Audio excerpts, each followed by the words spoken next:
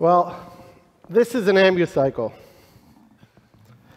This is the fastest way to reach any medical emergency. It has everything an ambulance has, except for a bed. See the defibrillator, you see the equipment. We all saw the tragedy that happened yesterday in Texas, and last week, in the beginning of the week in Boston. When I was looking at these pictures, it brought me back many years to my past when I was a child. So let me tell you my story. I grew up in a small neighborhood in Jerusalem. When I was 6 years old, I was walking back from school on a Friday afternoon with my older brother. We passing by a bus stop. We saw a bus blow up in front of our eyes. The bus was on fire, and many people were hurt and killed. I remember an old man yelling to us and crying to help us get him up. He just needed someone helping him. We were so scared and we just ran away. Growing up, I decided I want to become a doctor and save lives. Maybe that was because of what I saw when I was a child. So when I was 15, I took an EMT course and I went to volunteer in an ambulance. For 2 years, I volunteered in an ambulance in Jerusalem. It was a great experience. We helped many people. I was waiting to accomplish my childhood dream and to save a life. That's what I wanted, just saving one person. But it never happened. I helped many people, but whenever someone really needed help, I never got there in time. We never got there. The traffic is so bad, the distance and everything, we never got there when someone really needed us. One day, we received a call about a 7-year-old child choking from a hot dog. Traffic was horrific, and we were coming from the other side of town in the north part of Jerusalem. When we got there, 20 minutes later, we started CPR on the kid. A doctor comes in from a block away, stops us, checks the kid, and tells us to stop CPR. That second, he declared this child dead. At that moment, I understood that this child died for nothing. If this doctor, who lived 1 block away from there, would have come 20 minutes earlier and not have to wait till that siren you heard before coming from the ambulance, if he would have heard about it way before, he would have saved this child. He could have ran from a block away. He could have saved this child. I said to myself, there must be a better way. Together with 15 of my friends, we were all EMTs. We decided, let's protect our neighborhood. So when something like that happens again, we will be there running to the scene a lot before the ambulance. So I went over to the manager of the ambulance company, and I told him, please, whenever you have a call coming into our neighborhood, we have 15 great guys who are willing to stop everything they do and run and save lives. Just alert us by beeper. We'll buy these beepers. Just tell your dispatch, just send us the beeper, and we will run and save lives. Well, he was laughing. I was 17 years old. I was a kid. And he said to me, I remember this like yesterday.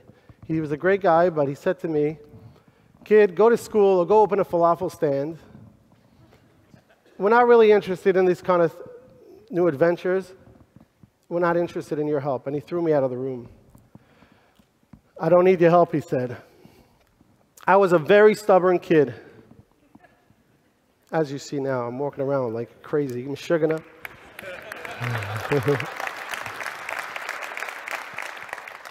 So I decided to use the Israeli very famous technique you probably all heard of, chutzpah.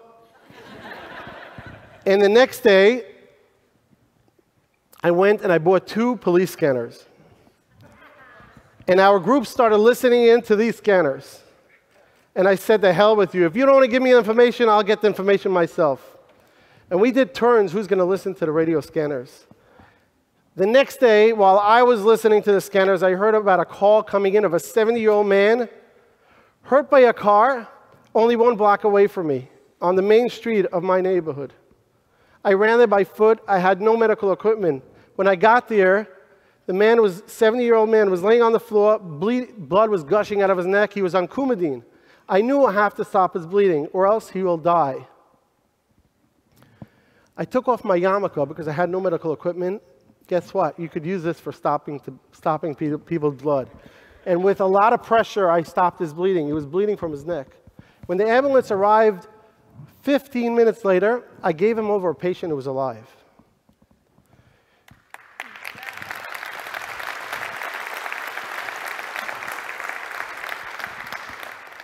When I went to visit him 2 days later, he gave me a hug and was crying and thanking me for saving his life. At that moment, when I realized this is the first person I ever saved in my life after 2 years volunteering in an ambulance, I knew this is my life mission. So today, 22 years later, we have United Hatzalah.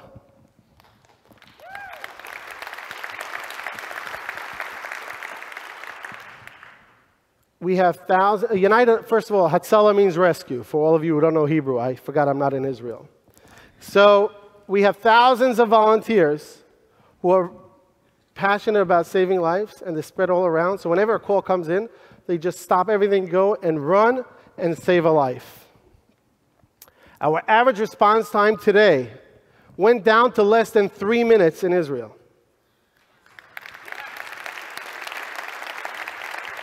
I'm talking about heart attacks, I'm talking about car accidents, God forbid, bomb attacks, shootings, whatever it is. Even a woman 3 o'clock in the morning falling in her home and needs someone to help her. 3 minutes, we'll have a guy with a pajamas running to her house and helping her get up. The reason why we're so successful are because 3 things. Thousands of passionate volunteers who will leave everything they do and run to help people they don't even know. We're not there to replace ambulances. We're just there to get the gap between the ambulance call until they arrive. And we save people that otherwise would not be saved. The second reason are because of our technology. You know, Israelis are good in technology.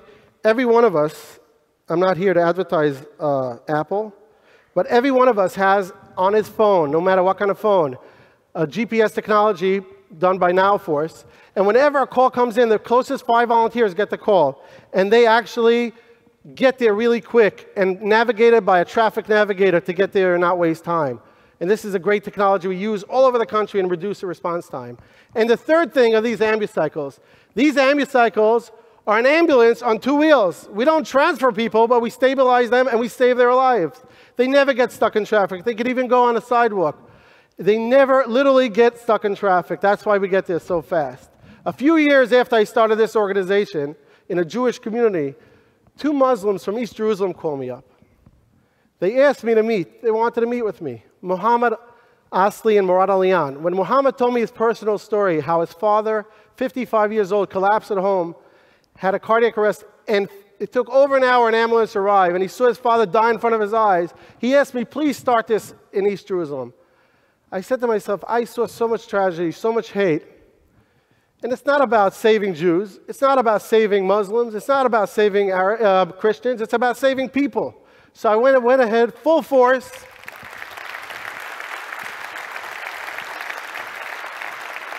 And I started United Hatzalah in East Jerusalem. And that's why the name United and Hatzalah match so well.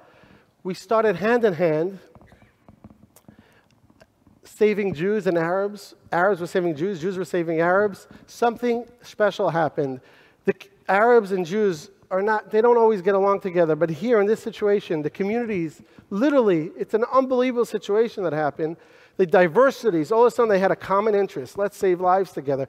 Settlers were saving Arabs and Arabs were saving settlers. It's an unbelievable concept that could work only when you have such a great cause. And these are all volunteers. No one is getting money. They're all doing it for the purpose of saving lives. When my own father collapsed a few years ago from a cardiac arrest, one of the first volunteers to arrive to save my father was one of these Muslim volunteers from East Jerusalem who was in the first course to join Hatzalah. And he saved my father. Could you imagine how I felt in that moment? When I started this organization, I was 17 years old. I never imagined that one day I'll be speaking in TED Med. I never even knew what TED Med is then. I don't think it existed. But I never imagined I never imagined that it's going to go all around, it's going to spread around. And this last year, we started in Panama, in Brazil. It could happen everywhere. All I need is a partner who's a little mashugana like me, passionate about saving lives, and willing to do it. And I'm actually starting it in India very soon with a friend who I met in Harvard just a while back. Back then, I never even knew that Hatzalah actually started in Brooklyn by a Hasidic Jew years before us in Williamsburg. And now it's all over the Jewish community in New York, even Australia and Mexico and many other Jewish communities. But it could spread everywhere. It's very easy to adopt. You even saw these volunteers in New York saving lives in World Trade Center. Last year alone, we treated in Israel 207,000 people. 42,000 of them were life-threatening situation. And we made a difference. I guess you could call this a life-saving flash mob, and it works.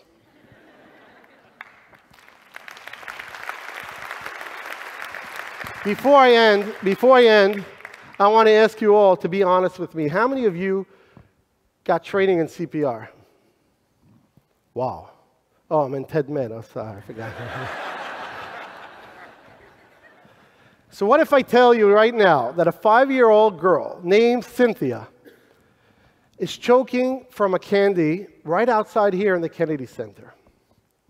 How many of you would literally get up right now and leave and run to save little Cynthia? How many of you would actually run now? Wow. Well, let me tell you what would happen if, God forbid, Cynthia would be choking outside. She would have to wait as long as it takes for an ambulance to arrive, go through traffic of Washington, D.C. While we're talking about saving lives, none of us will ever know she's choking and suffocating to death.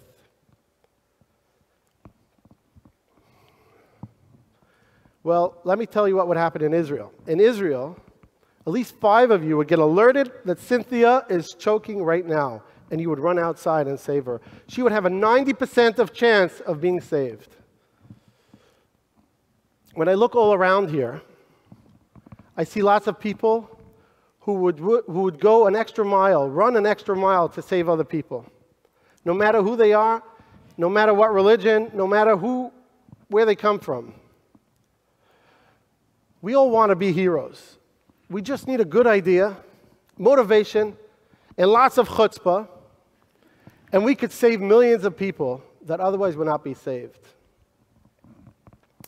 Like an injured person in the run in Boston, maybe one of us would have been 3 blocks away. We would have known about it, and we would have run and saved them. Like Muhammad's father, like my father, and even little Cynthia outside who could be saved.